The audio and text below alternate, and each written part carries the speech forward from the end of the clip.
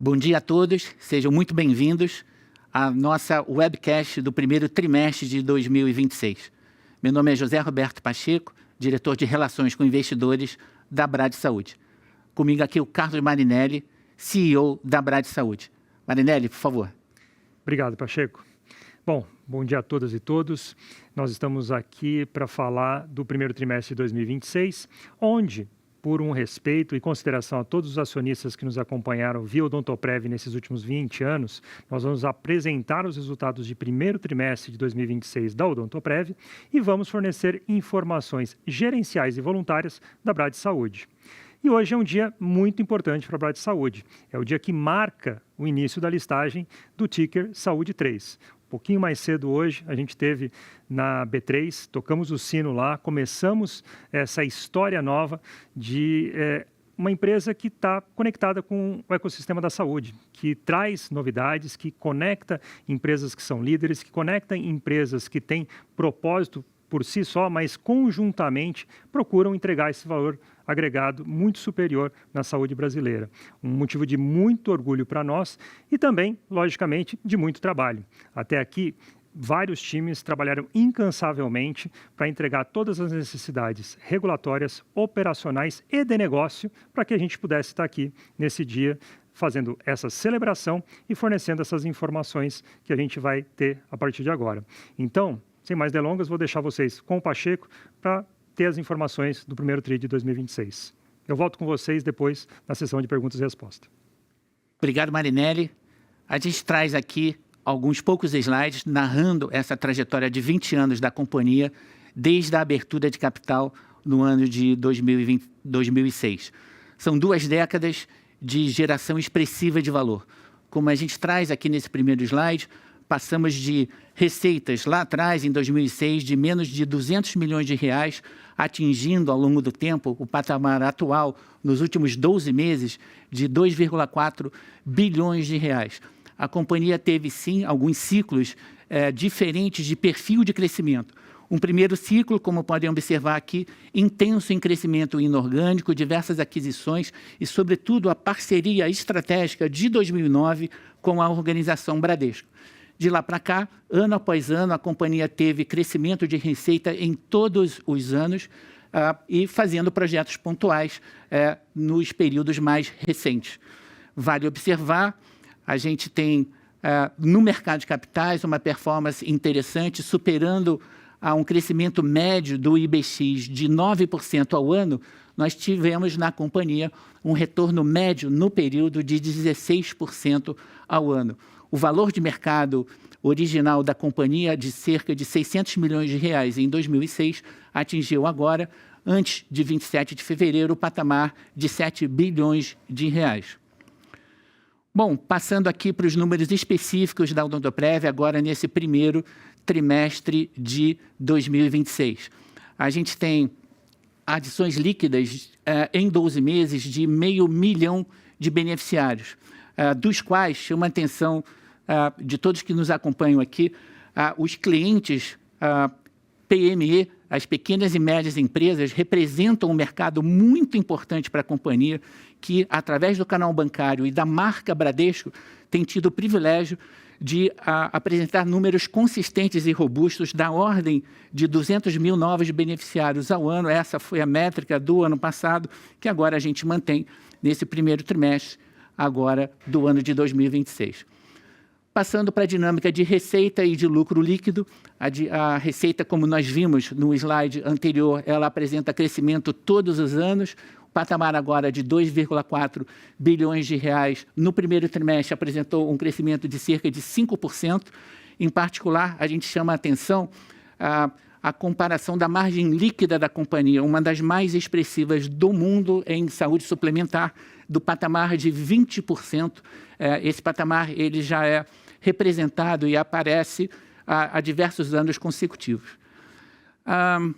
Esse é o nosso último slide aqui, que demonstra, sobretudo, a estratégia que a companhia vem perseguindo nos últimos anos, uma estratégia de pioneirismo e de abrir a fronteira dos planos odontológicos no Brasil para um novo perfil de cliente.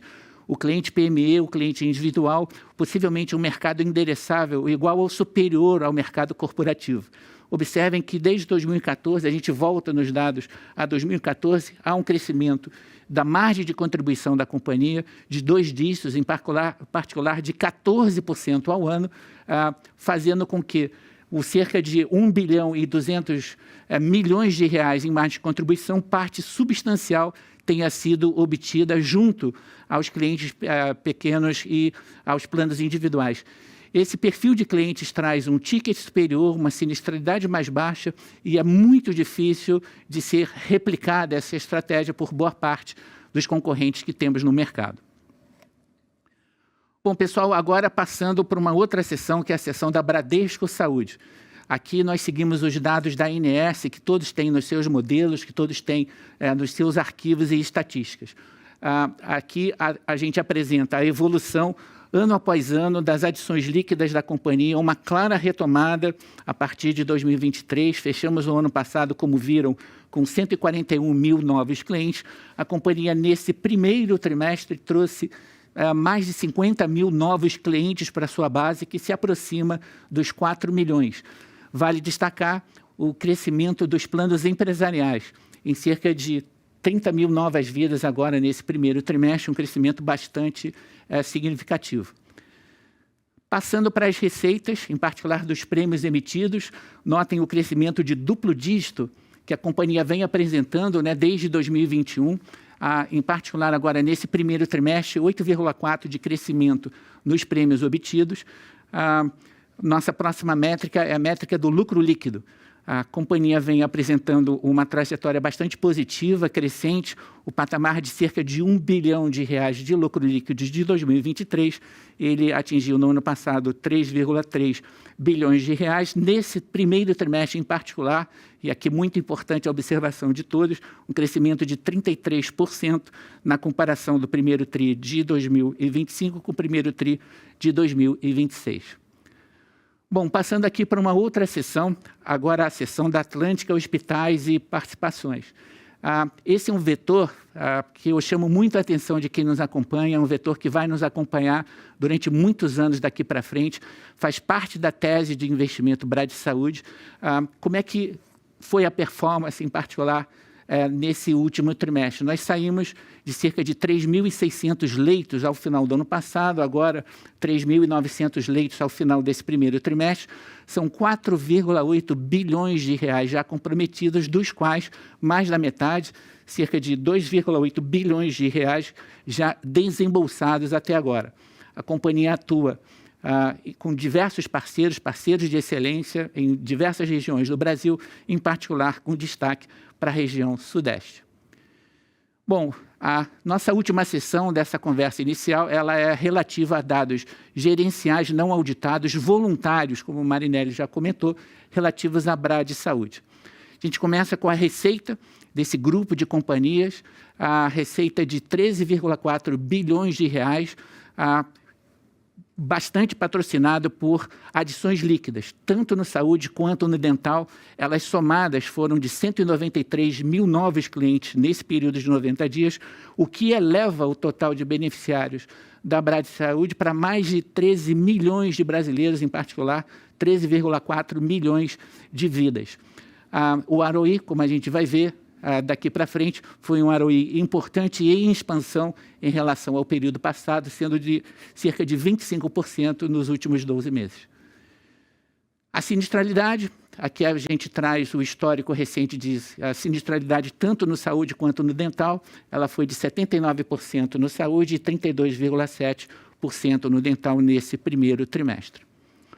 Passando para os ativos financeiros e resultado financeiro da companhia, notem, a Bradsaúde não tem nenhum endividamento, ela tem uma estrutura de capital robusta, os ativos financeiros foram de cerca de 29 bilhões de reais agora nesse primeiro trimestre, e gerando uma receita financeira, um resultado financeiro de 875 milhões de reais agora nesse primeiro trimestre.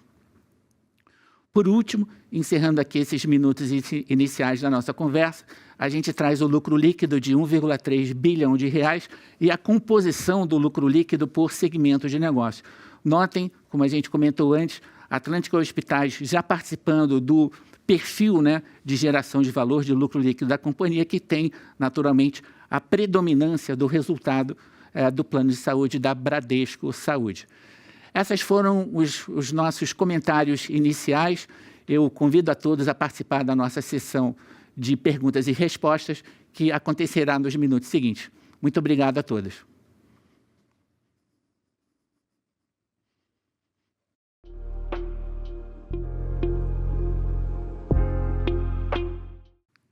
Bem, nós começamos agora a nossa sessão de perguntas e respostas. Temos conosco aqui também a presença do Vinícius Cruz, CFO da Brad Saúde. Bom, nosso primeiro tema vem do Eduardo Rezende, do UBS. Eduardo, por favor, sua questão. Bom, então, bom dia, Marinelli, Vinícius, Pacheco. Primeiro, eu gostaria de desejar sucesso aí a todos nessa nova jornada com a Brad Saúde.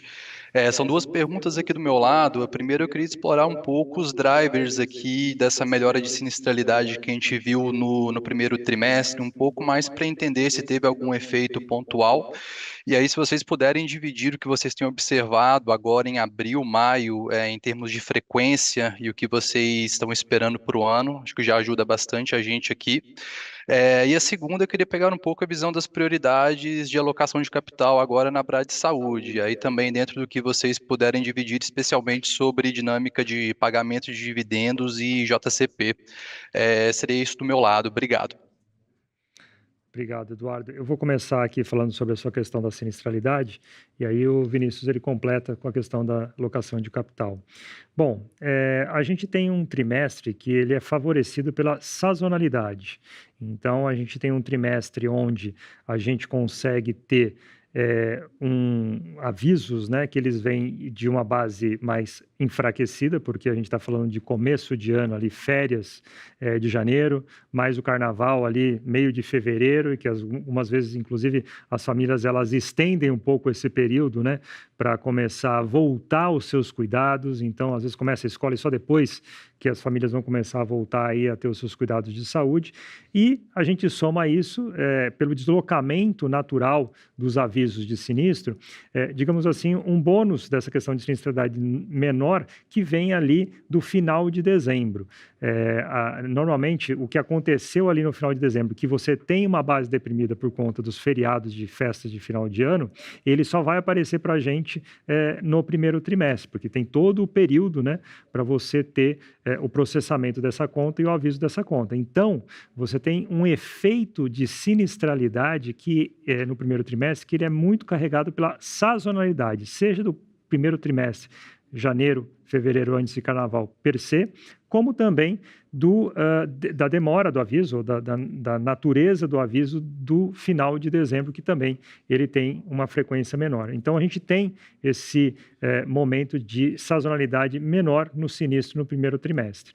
O que a gente vê, porém, é que a gente, e eu já comentei em alguns outros encontros nossos, é que 2025, ou seja, o ano passado, ele é um ano que tem um perfil muito diferente entre primeiro semestre e segundo semestre. Segundo semestre, a gente vê, sim, uma frequência maior, a gente vê uma certa aceleração de preços médios por visita e a gente vê também uma questão de descolamento ali de algumas especialidades, né, que começa a ter uma frequência maior do que a média em geral, no caso, as terapias. Então, quando a gente olha para o ano de 2026, a gente fala de um ano em que a gente tem que ter muita cautela na questão do sinistro. Especificamente dentro da Bradesco Saúde, nós já começamos a identificar o que são esses pontos de atenção, começamos a identificar onde que são esses elementos que a gente pode trabalhar melhor com os nossos prestadores, identificar o que a gente pode negociar melhor, identificar o que a gente pode fazer para ter um custo mais sustentável, mas a questão da sinistralidade em 2026 é sim um ponto de cautela para nós. Bom, Eduardo, com relação à dinâmica de capital e à distribuição do resultado da companhia, a gente reforça as mensagens com relação à manutenção da política de distribuição de dividendos da companhia original, da Odontoprev, para a Brad Saúde. E a gente também tem uma clareza da visão de rentabilidade dos nossos projetos e a disciplina de alocação desse capital. Então, à medida que nós teremos projetos para avaliação, para apoiar o crescimento da companhia, o desenvolvimento de novos equipamentos, especificamente os equipamentos hospitalares, que são os que demandam mais capital no curto prazo, a gente tem uma disciplina bastante rígida aqui de avaliação, de rentabilidade, de pertinência, de crescermos e ampliarmos esses projetos. À medida que a gente brevemente retornará aqui informações sobre pagamento, proposta e pagamento de dividendo aqui para os acionistas. Obrigado, Marinelli. Obrigado, Vinícius. Nossa próxima pergunta vem do Flávio, do Bank of America. Flávio, por favor. Olá, bom dia a todos. Obrigado pelo espaço para fazer pergunta. A gente tem duas aqui do nosso lado. A primeira a gente gostaria de entender um pouco melhor aqui do ambiente competitivo para planos de saúde, né? Então, a gente vê que esse nicho tem se tornado mais acirrado, talvez uma busca por market share aí de alguns players. Então, eu queria entender como vocês estão enxergando esse cenário como mais competitivo, como vocês estão reagindo, pensando tanto em crescimento de base, como em repasse de ticket, e também como se conseguem diferenciar ali no produto PME, que acho que vocês têm sido bastante vocais, né? E a minha segunda pergunta é com relação aos números do resultado de Bradesco Saúde, né? Vocês mostraram ali um crescimento de lucro de quase 34% ano contra ano. Quando a gente faz a conta aqui só de prêmios e tira a despesa de sinistro, né, que é a conta que a gente consegue fazer com as informações que vocês colocaram, dá um crescimento ali de resultado operacional, diríamos assim, bem menor. Então, eu queria entender como é que a gente consegue chegar aí nesse crescimento tão robusto de lucro, quais são as linhas aí que estão influenciando nessa melhora tão significativa. Obrigado. Posso começar com as informações aqui de resultado? A gente observa um resultado industrial bastante robusto, com melhora de sinistralidade, que apoiou o crescimento do resultado da Bradesco Saúde, olhando especificamente a entidade Bradesco Saúde, mas a gente também contou com uma contribuição importante do resultado financeiro da companhia, uma forte posição de caixa, que se beneficiou dessa taxa Selic mais elevada nesse período, especialmente se a gente comparar com os períodos anteriores, o mesmo período do ano passado, a gente tem uma base maior de ativos e uma Selic média discretamente superior ao ano passado. Esses dois elementos complementaram o nosso crescimento do lucro líquido, tendo um comportamento de lucro líquido maior do que só o crescimento operacional puro e simplesmente, como você mencionou.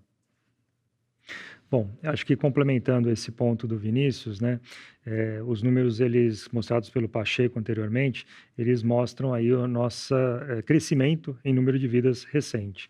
E esse crescimento é fruto, logicamente, de uma estratégia nossa, seja do ponto de vista de retenção de vidas, né, tanto quanto a questão de lançamento de novos produtos e maior competitividade dentro da competição que a gente tem dentro do mercado, aí disputando com as demais operadoras. Mas é muito importante dizer que um dos pilares nossos é exatamente a questão da fortaleza dos nossos produtos e a diferenciação dos nossos produtos. Não só os produtos atuais têm essa característica, mas nós desenhamos produtos novos, como a gente fez vários lançamentos no ano passado, com a questão da série Efetivo Plus, que foi lançado em Curitiba, foi lançado em Porto Alegre, foi lançado em vários lugares, várias capitais brasileiras, que posicionou a gente com produtos diferenciados em alguns desses mercados.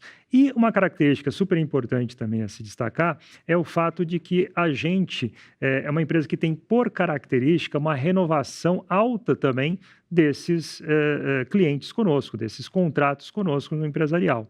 Então, a nossa estratégia, ela é muitas vezes organizada de uma maneira em que a gente entra num determinado mercado, combinando condições comerciais e produtos diferenciados, mas essa entrada nesse mercado específico, ou para capturar essa penetração de mercado, ela tem uma ideia de continuidade para frente. Então, a gente quer ser não a solução simplesmente para trocar o plano de saúde de um cliente, mas ficar com esse cliente durante muito tempo, pela satisfação dele com o produto, pelas condições diferenciadas de renovação desse produto e, por óbvio, também uma questão de sinistralidade organizada em que ele pode contar conosco nas renovações anuais que ele tem conosco. Então, esse crescimento que a gente vem experimentando, ele é uma estratégia não para um trimestre ou para um ano, é uma estratégia de negócio para sustentabilidade e a gente trazer cada vez mais clientes satisfeitos que continuam renovando com a gente e valorizam o diferencial dos nossos produtos. Obrigado, Marinelli. Obrigado, Vinícius. Bom, a nossa próxima pergunta vem do Leandro Bastos, do Citibank. Leandro, por favor. Oi, pessoal. Bom dia. Obrigado. São duas perguntas aqui do nosso lado também. A primeira, acho que voltando aqui no tópico de sinistralidade em saúde, acho que vocês mencionaram bem aqui um pouco dos efeitos de sazonalidade. Queria entender se nesse TRI teve alguma oscilação de PEONA, né, que explique até um pouco essa melhora na visão sequencial. E um pouco ali na mensagem de cautela para o ano, se eu entendi corretamente, acho que ela vem mais aqui inspirada de uma frequência, né, um pouco acima, do que necessariamente um receio aqui de um mercado mais competitivo em preço. Eu não sei se esse entendimento está correto, é só para entender aqui um pouco mais melhor os vetores, né, assim, de sinistralidade aqui para esse ano. Acho que esse é o primeiro ponto. Aí o segundo ponto é aqui voltado para a Atlântica, né, vocês passaram ali um calendário bem interessante dos projetos, né, acho que era mais para entender aqui um pouco da ambição, assim, de novas coisas, né, e se vocês puderem também comentar como que é o processo decisório aqui, porque vocês têm diferentes frentes, né, diferentes parceiros aqui em hospitais. Então, assim, como cada projeto vai para cada caixinha, como que vocês pensam isso aí dentro? Acho que seria legal para a gente entender aqui um pouquinho mais também do crescimento dessa frente. Obrigado. Beleza, Leandro, obrigado pela pergunta. Especificamente aqui, a sinistralidade, não teve nenhuma movimentação ou movimento específico de provisões que tenham implicado aqui na dinâmica da nossa sinistralidade no primeiro trimestre desse ano. É importante a gente desenvolver um pouco sobre esse ponto, no sentido de que a gente tem um conjunto de provisões bastante robustas, né, especificamente as provisões de eventos ocorridos e não avisados, que elas trazem relação direta entre o tempo médio de aviso e a data de ocorrência do sinistro. A gente tem essa linha bastante robusta, mais de 7 bilhões de reais de provisão nessa linha. O que a gente observou ao longo dos últimos tempos é que a gente acelerou bastante o ritmo de pagamento dos nossos sinistros. Hoje, cerca de 64% dos pagamentos de sinistros, eles se referem a eventos que ocorreram ou no próprio mês ou no mês imediatamente anterior ao sinistro que a gente está pagando naquele movimento. Portanto, a gente, com essa velocidade de pagamento de sinistros, a gente tem menor necessidade de constituição de provisões para fazer frente a essa cauda de sinistros que ainda estão avisando. E da onde que veio essa antecipação, essa velocidade de pagamento dos sinistros? A gente tem várias iniciativas digitais suportadas pela Horizon que nos apoiam na velocidade de processamento, discussão das contas, processamento das contas e glosa e discussão de valores com a rede referenciada. Esse processo automatizado, com grande investimento de tecnologia que a Horizon desenvolveu ao longo do tempo, trouxe para a gente uma capacidade analítica das contas bastante rápidas, e isso favoreceu a dinâmica de discussão com a rede para rapidamente se definir os valores corretos e o pagamento devido daquelas contas que a gente recebe pela nossa área de sinistros. Um outro movimento importante é a velocidade de reembolso com a qual a gente tem. Em momentos que a gente tinha uma pressão de reembolso bastante maior, o fluxo médio de entrada dos reembolsos é bastante superior ao fluxo de aviso da rede. E quando a gente normaliza os reembolsos através de um percentual de reembolso mais razoável, a gente também é um elemento que favorece a velocidade de pagamento de sinistro. Portanto, todos esses movimentos que levam a menor constituição, se comparado a períodos passados de PEONA, de maneira alguma implica em avaliação de que a sinistralidade tem interferência da PEONA, mas a PEONA está mais estável pela velocidade de pagamento das nossas contas médicas aqui, seja para a rede, seja para os nossos beneficiários na forma de reembolso. Acho que tinha uma pergunta também sobre a questão da sinistralidade, né? E você estava perguntando sobre o ambiente competitivo, né, a questão concorrencial. E eu sempre gosto de destacar que sinistralidade é uma relação entre prêmio e sinistro. Então, com um ambiente mais competitivo, você às vezes tem menos condições de repassar preço, você está mais numa briga mais intensa ali por preço no mercado. Num ambiente em que você começa a ter um volume de sinistro, frequência de sinistro maior, e a gente vê isso no mercado como um todo, então você começa a ter um comportamento, muitas vezes, né, de você preparar para essa variação futura de custos médicos hospitalares. Então, você começa a ter um momento, né, em que você tem que se preparar para esse sinistro futuro. E a gente, exatamente pelo ponto que eu coloquei anteriormente, como a questão da cautela, a gente precisa trabalhar não só na questão dos sinistros como um todo, mas também nos prepararmos em termos de preço daquilo que a gente está renovando os nossos contratos para uma pressão de inflação médica que a gente vê e a gente sabe que ela está acontecendo, inclusive por um dos tópicos que você trouxe, que é a questão da frequência. Mas isso também tem a ver com a adoção de novas drogas, novos itens no rol, a questão de novos tratamentos aparecendo, que às vezes não tinham num volume tão grande. Então, a composição aqui ela tem uma certa complexidade. E o nosso trabalho é olhar isso muito de perto e identificar quando essas variações afetam o comportamento do que vai ser o resultado ali na frente. Então, essa projeção que a gente faz ajuda a gente a ser mais aguerrido, às vezes na parte comercial, mas entendendo até onde a gente pode ir, porque no fundo a sinistralidade é uma relação entre prêmio e sinistro. O outro ponto que você trouxe sobre a questão aí de como que a gente vê essa questão desse sinistro aí para frente, a gente fala da cautela, eu vejo que o mercado ele também começa a ter um pouco dessa preocupação. E a gente já vê uma disputa, né, por mercado, mas com vários dos concorrentes já talvez não trabalhando no nível promocional de preço que havia anteriormente. Então a gente, logicamente, segue, né, um pouco daquilo que a gente está tendo de resposta do mercado. Então, queremos manter os nossos contratos e queremos vender novos, mas precisamos estar preocupados com esse sinistro que a gente vê aumentando na frequência e no preço médio por visita para a gente se preparar. Um outro tópico que está relacionado aqui com o que o Vinícius colocou é também essa questão de como que a gente vê esse volume de sinistros se movimentando.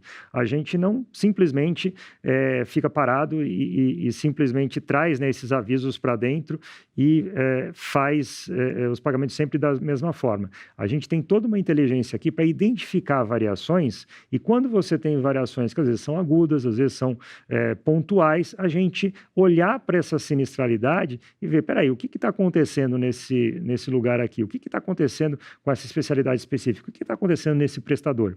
E aí a gente pode ter uma variação dentro daquilo que o Vinícius estava colocando, dessa velocidade de pagamento, exatamente porque a gente tem que ter um escrutínio mais intenso, maior, que demora um pouco mais sobre essas contas. Então, isso daqui é uma variação contínua. Às vezes mais rápido, às vezes mais devagar, mas isso tudo regulado exatamente pela questão das provisões. Embora, como o Vinícius muito bem destacou, nesse primeiro trimestre a gente vê uma manutenção das provisões em função dessa velocidade que a gente está vendo do pagamento das contas. Acho que o Leandro trouxe também um tema com relação à Atlântica, a ambição de novos projetos e como é que se dá a governança, né, das diversas associações e parcerias, né, Sim. dentro desse tema. Sim. A Atlântica tem um conjunto de projetos em avaliação recorrentemente. A gente aqui mapeia as necessidades de leitos de qualidade para poder se juntarem ao portfólio da Atlântica, mas com muita, como eu disse na primeira pergunta, com muita disciplina de capital, sempre observando a necessidade de novos leitos e leitos de qualidade e contrapondo a ideia de quantos leitos já existem à disposição nessas regiões. Há também um trabalho de observação de áreas de crescimento esperado ao longo dos próximos anos, que ajudam a gente nessa avaliação das praças onde a gente vai levar os projetos. E tem, de outro lado, os projetos que são apresentados pelos nossos parceiros para a nossa avaliação, que em estando junto a essa estratégia e conectando com essas nossas avenidas de crescimento e necessidade de leito, E aí tem que combinar essas duas questões, a necessidade de leitos efetivos ou a necessidade de leitos diferenciados para poder justificar um movimento nosso, um investimento em novos leitos. A gente avalia em conjunto e aí sim é levado à tomada de decisão. Nós temos dentro da Atlântica, dentro da Brad Saúde atualmente, a capacidade de avaliar essas demandas e oportunidades de investimento para poder deliberar e definir como seguir com esses projetos. Perfeito. Bom, nossa próxima pergunta vem do Maurício Cepeda, do Morgan Stanley. Cepeda, por favor. Oi, bom dia Marinelli, Pacheco, Vinícius, obrigado pelo espaço. Vou fazer uma pergunta aqui um pouco fora da caixa, né? A gente está em ano eleitoral e a gente sabe que o setor ele é sempre meio que influenciado, né, pela agenda regulatória, a gente vê algumas pautas voltando esse ano. Então, eu queria, se você pudesse dar um update de como estão as discussões setoriais, principalmente com essas restrições, né, que foram propostas, mais restrições ainda, né, que foram propostas ao plano de saúde, rescisão unilateral, interferência, reajuste de plano coletivo, como estão essas discussões, dado inclusive que, como econômicos do setor ele melhorou, e isso eles podem argumentar contra justamente o argumento de sustentabilidade setorial, né? Então, se pudesse comentar um pouco como estão essas discussões setoriais.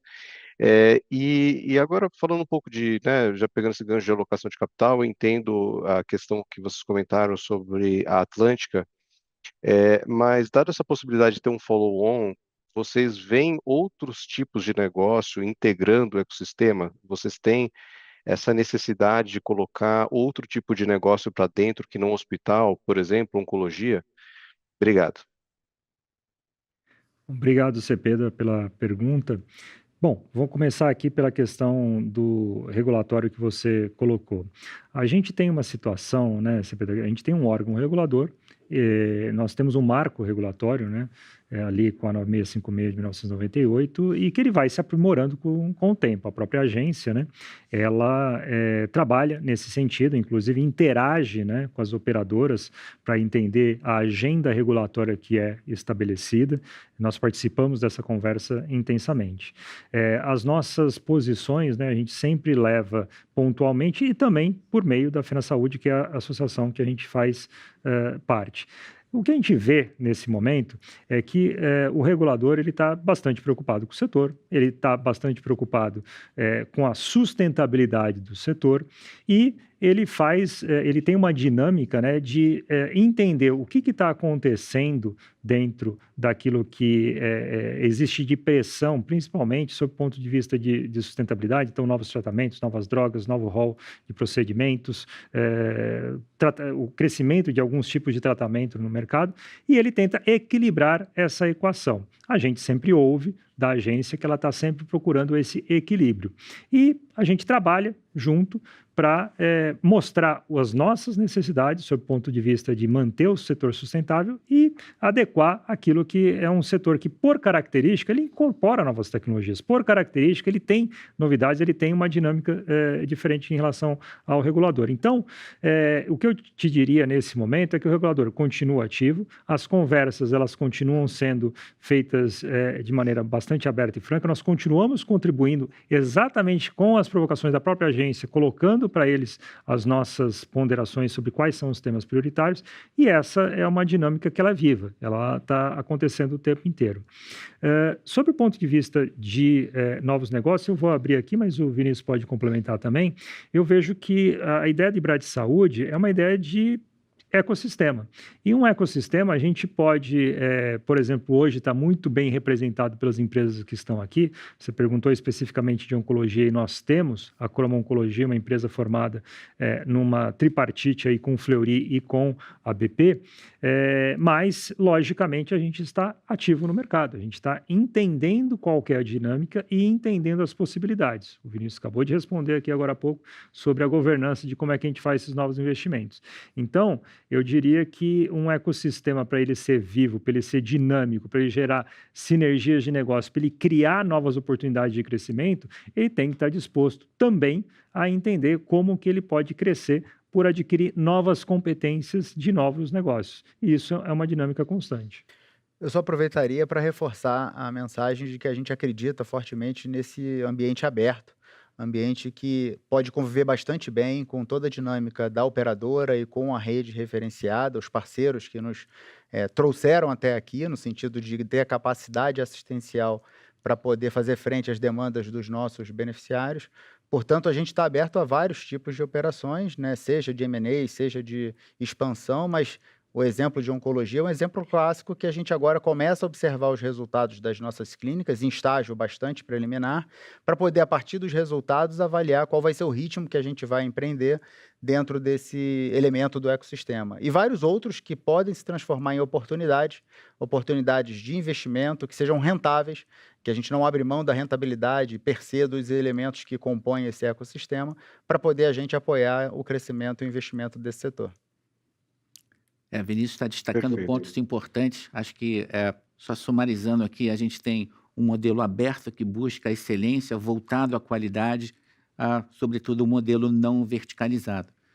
Bom, a nossa próxima pergunta vem do Samuel Alves, do BTG. Samuel, por favor. Obrigado, bom dia Marinelli, Vinícius, Pacheco, bom dia a todos. São duas perguntas aqui do nosso lado.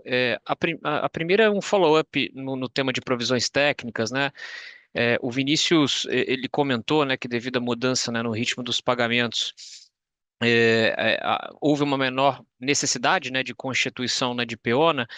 Só não ficou muito claro para a gente aqui, está correto dizer que o saldo de PEONA nesse trimestre ele ficou estável?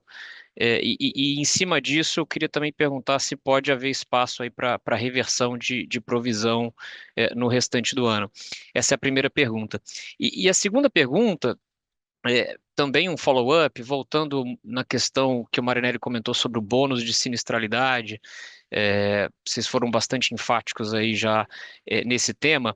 Eu queria mais entender pelo fato assim, de também haver um bônus de sinistralidade sazonal no primeiro TRI de 25, né? Quando a gente faz a comparação ano contra ano, houve uma queda, né? Vocês até comentaram ali na resposta sobre expansão de lucro. Houve alguma mudança de padrão sazonal ano contra ano que vocês gostariam de destacar aqui, para trazer essa cautela, esse discurso de cautela para o restante do ano? Obrigado.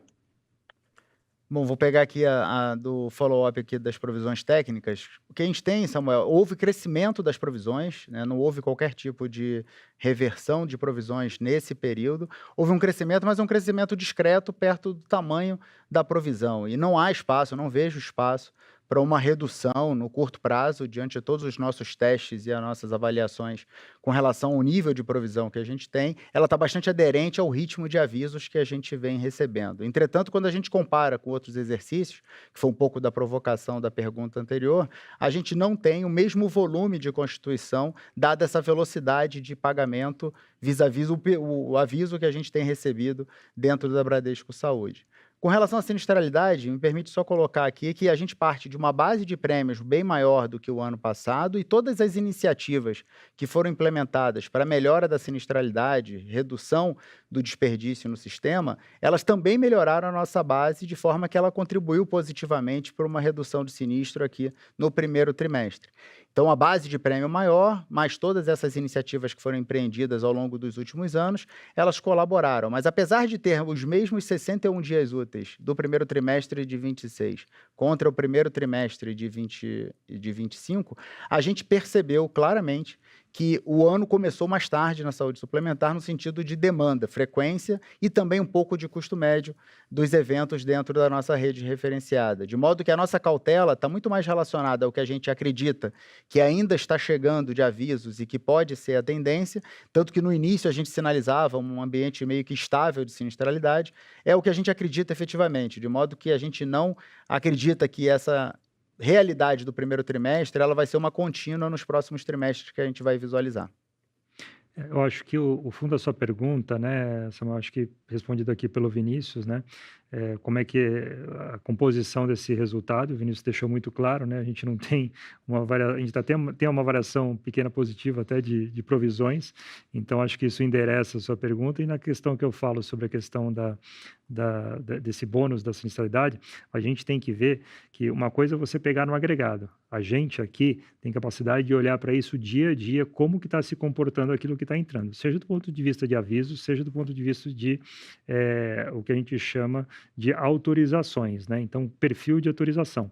E a gente, como o Vinícius bem colocou, talvez começou um pouco mais tarde, mas começou acelerado.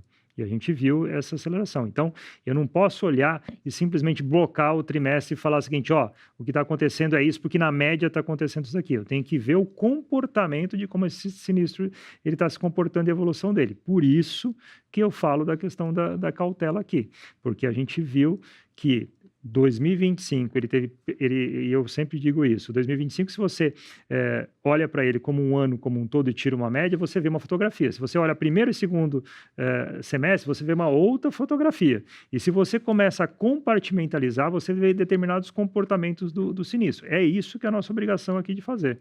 A gente não pode simplesmente pegar uma média e assumir aquela média e ficar esperando pelo trimestre seguinte. A gente elabora uma série de pequenos elementos, KPIs, que fazem o ajuste que a gente tem que olhar para frente para trabalhar a sinistralidade também com a questão do preço e também a questão do sinistro. Bom, Obrigado, Marinelli. Obrigado, Vinícius.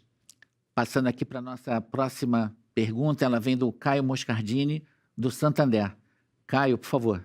A minha pergunta é relacionada à estratégia para a seguradora de saúde, né, Marinelli? Então, eu queria entender como que você pensa na balança entre crescimento da carteira e a margem, né? Vocês estão mais com uma cabeça de crescimento de beneficiário versus expansão de margem, melhoria do sinistro. Como que a gente deve pensar nisso, né, para os próximos anos? Obrigado.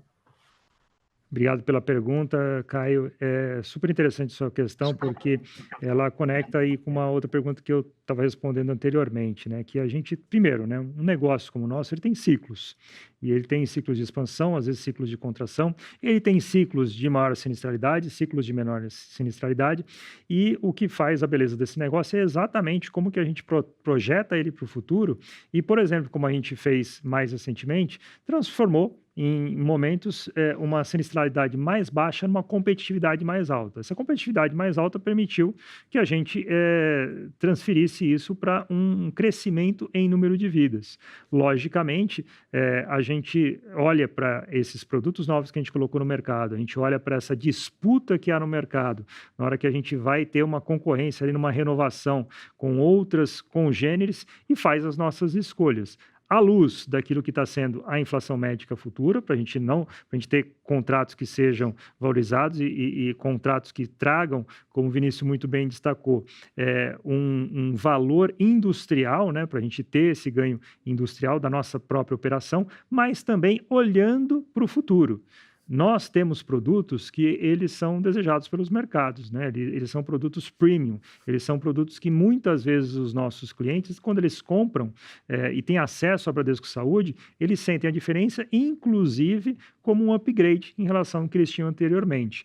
Então, a ideia aqui é que não só a gente acesse esses novos mercados com novos produtos e maior competitividade, consigamos crescer em termos de vidas, mas que nós tenhamos uma retenção também muito alta, que é uma característica nossa no mercado de apólices empresariais. Então, o desenho desse processo como um todo, ele não é feito para um trimestre, ele não é feito para 2 trimestres, ele é feito na questão de anos. E a gente projeta essas carteiras para o futuro, projeta esses ganhos do futuro e toma essas decisões com o que a gente comumente se fala, né, no mercado, com o lifetime value do cliente. Então, eu não estou olhando só ali esse próximo ciclo, eu estou olhando como é que esse cliente pode me trazer, eu posso atendê-lo muito bem, ele reconhecer aquilo que eu estou fazendo por ele, reconhecer meu produto e geração de valor através do tempo.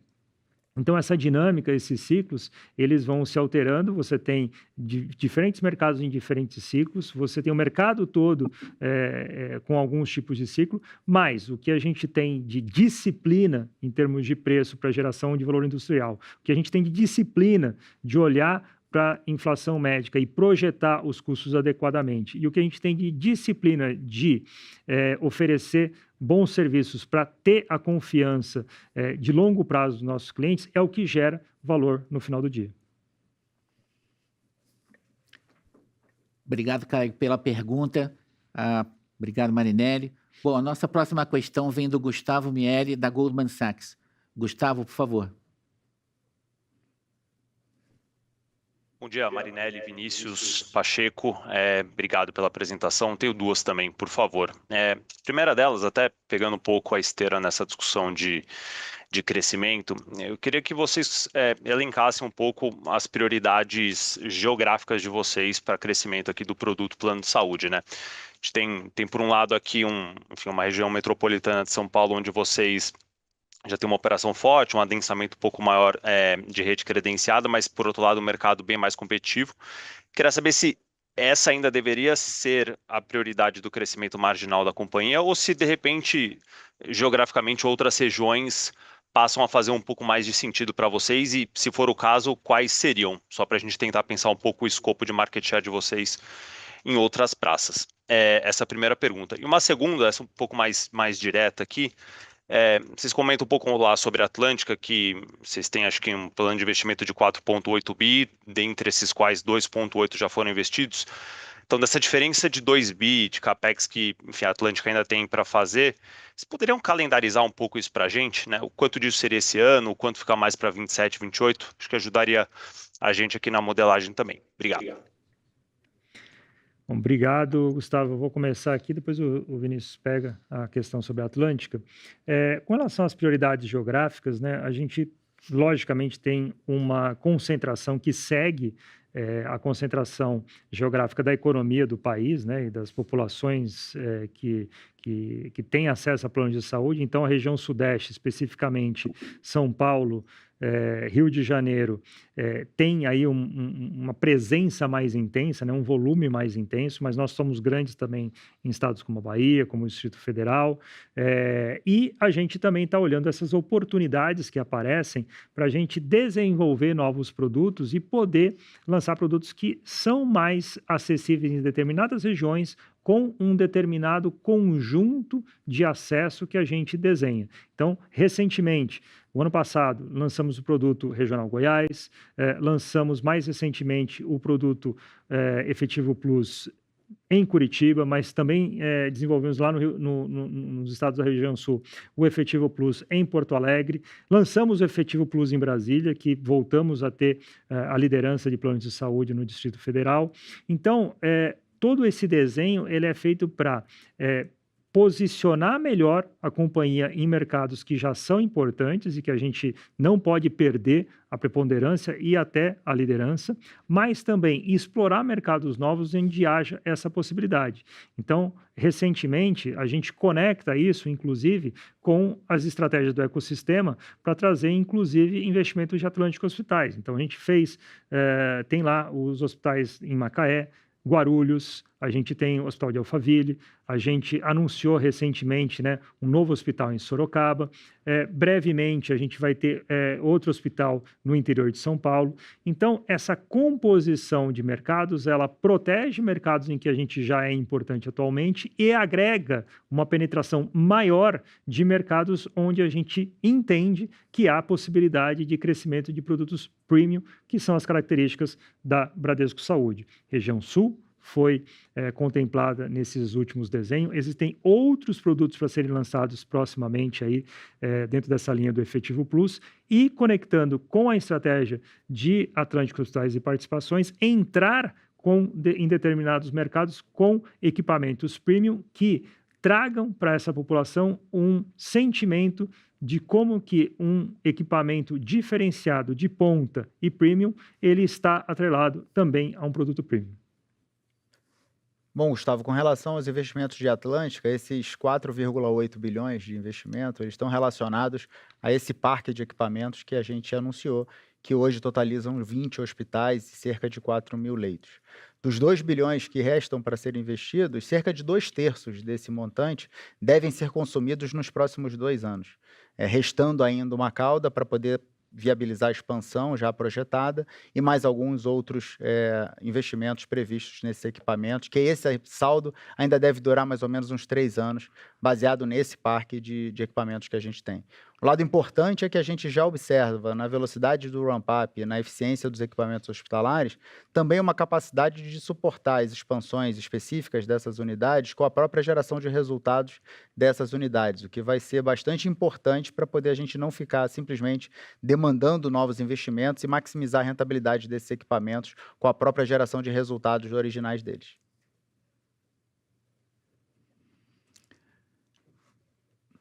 Obrigado, Vinícius. Obrigado, Marinelli. Bom, passando para a parte final agora da nossa sessão de perguntas e respostas, a gente tem aqui uma última pergunta do Vinícius Figueiredo, do Itaú BBA. Vinícius, por favor. Bom dia, pessoal. Obrigado por pegar minha pergunta. Queria explorar aqui um ponto, acho que foi bastante perguntado aqui, mas talvez só reformulando um pouquinho. Quando a gente está pensando aqui na dinâmica, no balanço entre crescimento de vidas e sinistralidade, acho que ficou óbvio aqui que vocês sempre estão pensando aqui no longo prazo, você tem toda uma construção aqui de preço, mas só para a gente conseguir entender, assim, se a gente vê, por acaso, se a gente perceber que a inflação médica ela está ficando um pouquinho mais pesada ao longo dos trimestres, que você tem um cenário aqui de frequência um pouquinho mais forte, faz sentido pensar nessa dinâmica de reajuste que até olhando os números da ANS, a gente consegue ver que o reajuste de vocês ele tem sido bastante competitivo frente ao resto do mercado, né? Dá para pensar que esse reajuste ele poderia eventualmente reacelerar um pouquinho.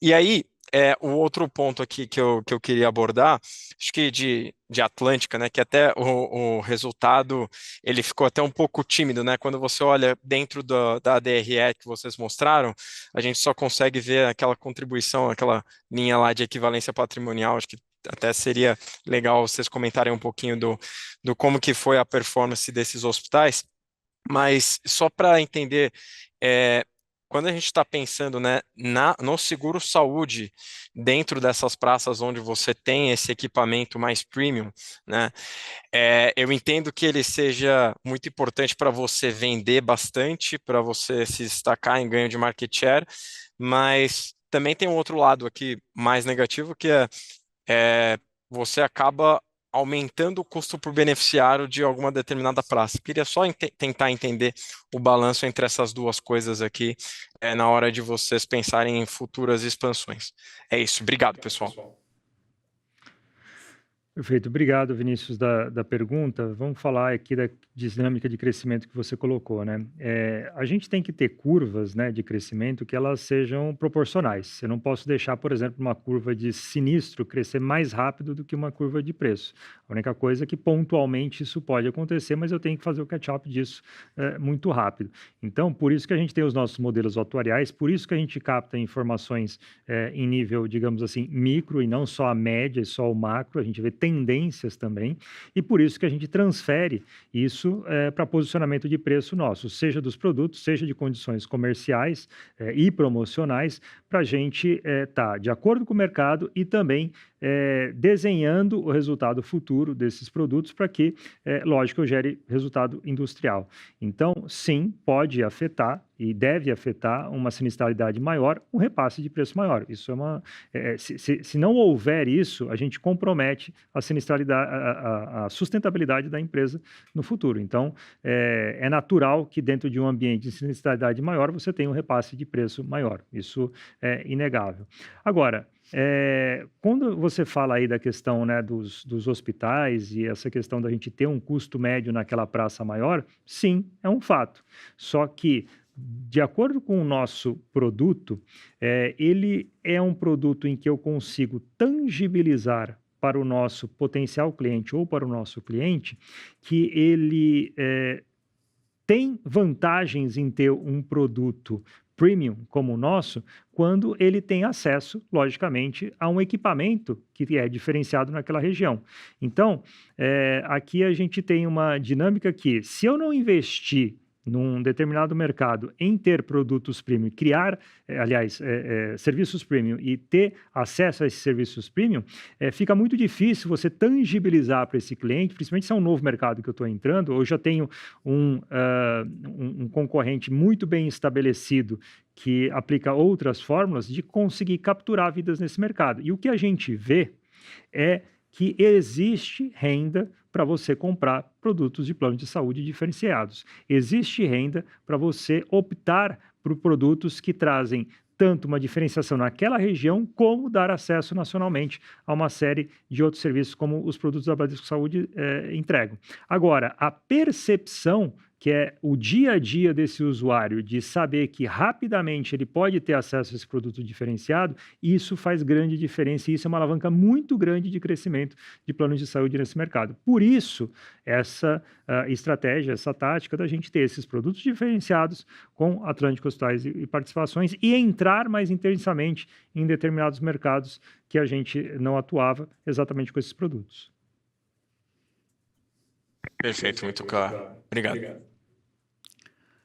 Bom, nesse momento a gente encerra aqui a nossa sessão de perguntas e respostas. A gente queria convidar a todos a conhecer o novo website de relações com investidores da Brad Saúde. Um ótimo dia a todos. Grande abraço.